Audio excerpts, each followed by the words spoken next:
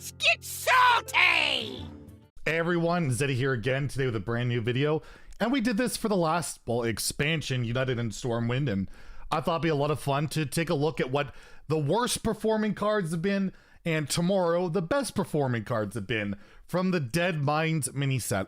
We're expecting an expansion announcement anytime, so I thought it'd be a fun way to kill some time. And again, friendly reminder, we are on the road to 40,000 subscribers. If you feel like I've earned your subscription, please hit that button. We got a lot of fun stuff planned for 40K.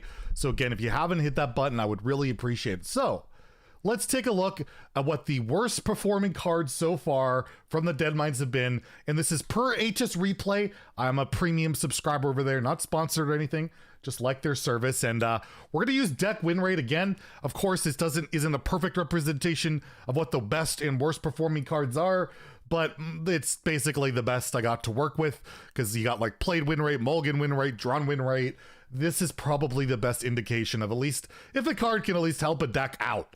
So let's take a look at what number 10 is. At number 10, we have Amulet of Undying. It is a priest tradable spell. 3 mana, resurrect 1 friendly death rattle minion. Every time you trade it, it upgrades, and currently it sees play in 1.9% of decks, has a 43.9% win rate, has been played 3,800 times, so relatively popular. Priest is really in a rough spot, like over all ranks in standard. I believe Priest is something like below 40%, and Amulet of Undying is just not a good enough card to get it above that, but it's not a bad card by any means. I would say a lot of these cards aren't even bad cards. This mini set was very strong power level, but you can tell it's not performing very well.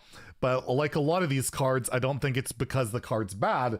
It's just, what are you playing this in? There's not a lot of crazy death rattles in Priest right now. There's like the only win condition for Priest these days, it feels like, is the quest, which is extremely slow. I've seen Zeddy a lot play this card in Quest Priest, and it's not working out quite yet. And next we have the Shaman card, Sucker Hook, at number 9. It's a 4 mana 3/6 pirate, and at the end of your turn, transform your weapon into one that costs 1 more. This is in currently 0.05% of decks, 43.9% win rate, and well, it's only been played 230 times. This card, I just don't know what you're doing with it. Like, I think 230 times played.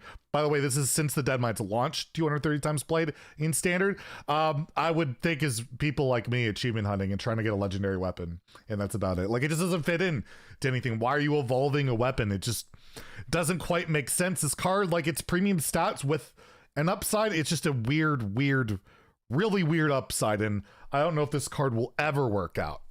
At number 8, we have an 8 mana card, and it's a neutral legendary, Goliaths. Sneeds Masterpiece. It is in 0.8% of decks with the 43.8% deck win rate. It has been played a whopping 2,100 times. It is an 8 mana minion in a meta where you cannot play 8 mana minions. It's just too slow. This card, if you played Arena, you know how good this card is, especially when it's 7 mana off a Deep Run Engineer. It's a very good card, but it's an 8 mana board clear in a meta where you're probably dead or winning by turn 8. So I don't know. This card could end up being a big player down the road if the meta ever slows down. Maybe we get hero cards that introduce late game strategies.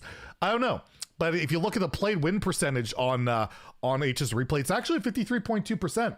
When the card comes down and it does some stuff, it's a good card. And this is one that's not performing particularly well at the moment, but I expect it could do very well in the future. And the whole multi-targeting thing is really awesome. The way they implemented it's really cool, and it's exciting to see that this type of card has been made, and there could be more stuff like it in the future. So yes, it's on the list, but it's a sweet card, and it very well could see play down the road.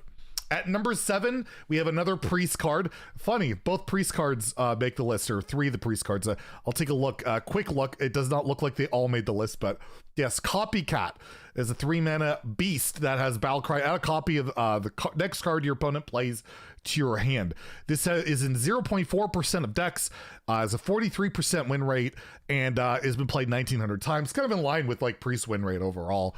Again, premium stats upside of a card, but value just doesn't matter in the current metagame. Therefore, Copycat doesn't really matter. Your opponent can just play a garbage card, give you just something useless, because they get to dictate what they play next, but at the same time, kind of disrupts their turn. It just, again, Priest doesn't have a real good win condition at the moment. doesn't really have a good deck at the moment, so it's hard for a card to perform very well. Although I don't think Copycat will ever be this big meta player. It'll be like a fringe value card depending on the meta, and we haven't seen a value meta. Well, Forge the Barons had some value with the control pre, so maybe we're not too far away from that. You never know, but it feels like a long time since values mattered, even though it's only been a few months. At number 5, we have a Hunter Beast, a monstrous Parrot. 4-mana 3/4 Beast is Battlecry. Repeat the last friendly death rattle that has triggered. It's at 0.7% of decks with a 40.5% win rate and been played 3,300 times. This card is pretty cool. The death rattles are starting there for Hunter, and Hunter just likes going face. Face Hunter is like arguably the best deck in the ladder right now. The other cards that they got this set have really helped it out, particularly the 2-mana tradable spell that buff stuff. It's just doing incredibly well. Monstrous Parrot just doesn't fit into a current Hunter archetype, and the achievement was bugged, so maybe that hurt its play rate. I don't know.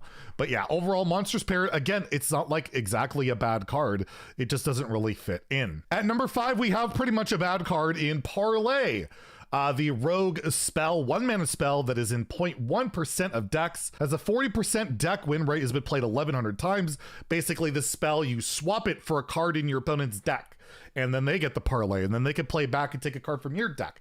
This thing can go back and forth, but you're never. Why are you ever doing that?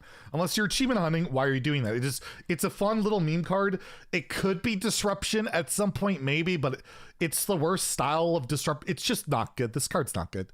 I don't see this card ever being good unless they like hard make it insanely good at some point. It's just, yeah, the card kind of sucks, and it's number 5 on the list. I thought it'd be a little bit higher. But at number 4, we have a mage spell, and surprised me to see it this high on the list.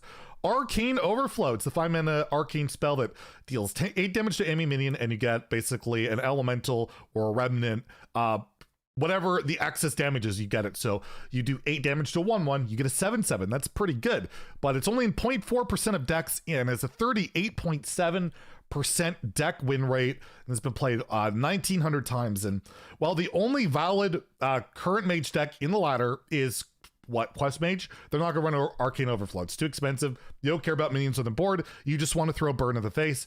It doesn't fit into that archetype, and there's not really any other mage archetype. So where's this card gonna go? I think it's a good card. I think it could see play at some point if like a more mid-range big spell mage becomes a thing. There's just no big spell. What are you doing with big spell stuff? We'll talk about that in a little bit. With mage, there's just no payoff. You have Grand Finale, you have like Mask of Cthulhu. Those aren't good enough. Not in today's Hearthstone. So yeah, Arcane Overflow just doesn't fit in. And by the way, 3 of the top 4 cards are mage cards. That's depressing for mage, and mage is getting nerfed now. So yikes. Anyways, at number 3, we have Deep Water Evoker, mage minion, 4-mana 3/4 pirate. Battlecry, draw a spell, gain armor equals to its cost. This is in 0.4% of decks with a 38.4% win rate, and has been played a massive 2,400 times. Same problems as Arcane Overflow. Again, big spell mage. They have these parts. There's these parts that have been put in it. You have like the Celestial Ink set. You have some other stuff. Like, you got stuff. You just don't have the payoff. And you have Quest Mage, which is being nerfed. It just doesn't make sense to play it. And when you do play it, you don't win because the payoff just isn't competitive. So yes, Deepwater Evoker, again, could be a playable card at some point, but currently not right now. At number 2, we have my favorite epic in recent memory, even though it's terrible, obviously, by it being number 2 on the list, and that is Maddest Bomber, the 8-mana 9/8, first ever 8-mana 9/8. Battlecry, deal 12 damage roundly split amongst all other characters.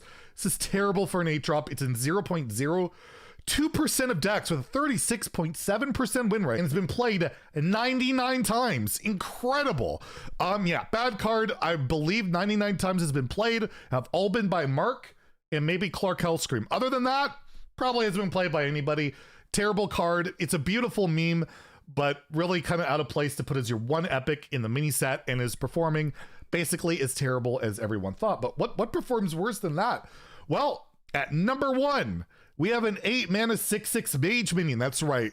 Gray Sage Parrot. Battlecry, repeat the last spell you've cast that costs 5 or more. It is in 0.3% of decks, 35.2% deck win rate, and played all of it 820 times. I'm a broken record, but big spell mage. Look at the monkey here. Where's the big spell? We need that big spell. And until that happens, I don't see any of these mage cards really performing well in the future.